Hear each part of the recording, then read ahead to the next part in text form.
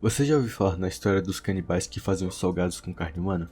Jorge Beltrão Negromonte da Silveira era uma criança que sempre teve ótimas condições de vida e que sempre estudou nos melhores colégios. Era uma criança de poucos amigos, mas era interessado em esportes e chegou até a praticar karatê.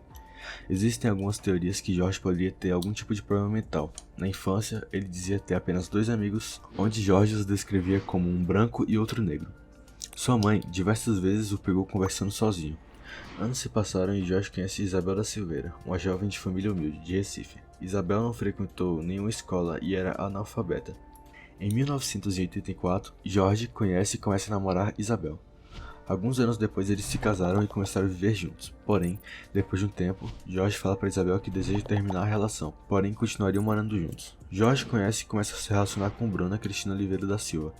E com 18 anos, Bruna vai morar com Jorge e Isabel, formando uma espécie de triângulo amoroso. Como tudo começou? Jorge teve a ideia de montar uma seita, nomeada de O Cartel. O objetivo da seita era eliminar as mulheres que não tinham condições para criarem seus próprios filhos e nem um pai presente na vida da criança. As vítimas: Jéssica Camila, uma jovem de 17 anos que vendia doces no sinal carregando seu bebê de 1 ano. O trisal a analisou por um tempo e decidiu que ela seria a primeira vítima. Ofereceram para Jéssica um emprego para cuidar de uma senhora, que seria a Isabel. A moça poderia levar seu filho e morar no local de trabalho. Pelas péssimas condições que Jéssica vivia, ela aceitou o trabalho. Jéssica começou a trabalhar na casa, porém as coisas estavam ficando bem estranhas. Bruna não largava o bebê de Jéssica e quase não a deixava segurar a criança. Jéssica trabalhava sem parar e não podia sair de casa. E com todo esse desconforto, Jéssica resolveu que iria sair da casa. Porém, Jorge disse que ela poderia até sair, mas a criança ficaria com eles. Infelizmente, Jorge já tinha planejado como ficaria com a criança. Ele havia roubado a certidão de nascimento da menina e, com a identidade do irmão, registrou a filha de Jéssica como filho dele. A primeira morte. Jéssica, ao perceber tudo o que estava acontecendo, parte para cima para pegar sua filha, mas é golpeada com um golpe de Jorge e então morta com a faca em seu jugular. O corpo de Jéssica passou por um processo de limpeza. Todo o seu sangue foi retirado. Seu corpo foi desmembrado e dividido em partes consumíveis e outras descartáveis. Após o processo de limpeza, o trio sai de Olinda e vão para Granhus. O trio sai de Olinda e sai para Granhus. Sei lá, esse nome que tá aparecendo na tela pra vocês aí. Em 25 de fevereiro de 2012, Gisele Helena da Silva desaparece, porém sua conta de cartão continua chegando em sua residência, o que faz sua mãe ligar para a polícia, que rastreia as lojas em que as compras foram efetuadas e através das câmeras de segurança mostram Jorge e Bruna fazendo compras com seu cartão e documentos. E através disso a polícia descobriu o endereço do trio. Sobre Alexandra, o que se sabe é que ela desapareceu na mesma época que Gisele, o ato que alertou a cidade em busca de pistas. A prisão do trio. A polícia, ao chegar na casa de Jorge, decide de ignorar os três e decide conversar com a filha de Jorge e Bruna. O policial pergunta se ela conhecia Gisele e mostra uma foto da garota.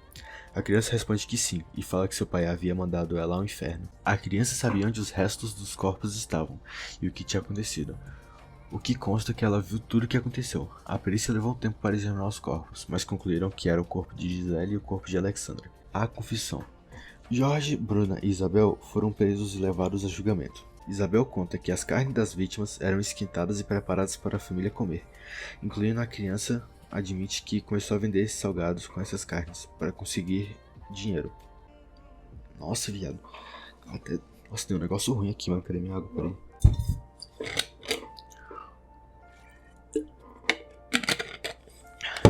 Isabel conta que as carnes das vítimas eram esquentadas e preparadas para a família comer, incluindo a criança, e eles admitiram que começaram a vender salgados com essas carnes para conseguir algum dinheiro. Muitas pessoas compraram e consumiram desses salgados. A vigilância sanitária foi até o bairro deles para examinar as pessoas que haviam consumido dessas carnes. Elas estavam desesperadas pelo que podia acontecer com elas, e até queriam destruir a casa do trio de canibais. Motivações.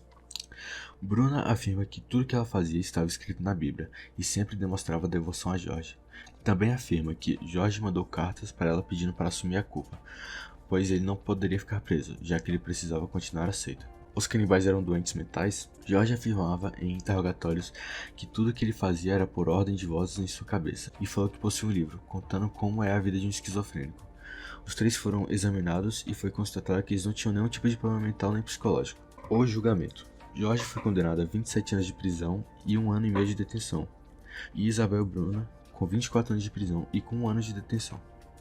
Bizarra essa história, não? Se tem alguma outra história que você queira contar, alguma história sua, de algum amigo seu, manda aí nos comentários.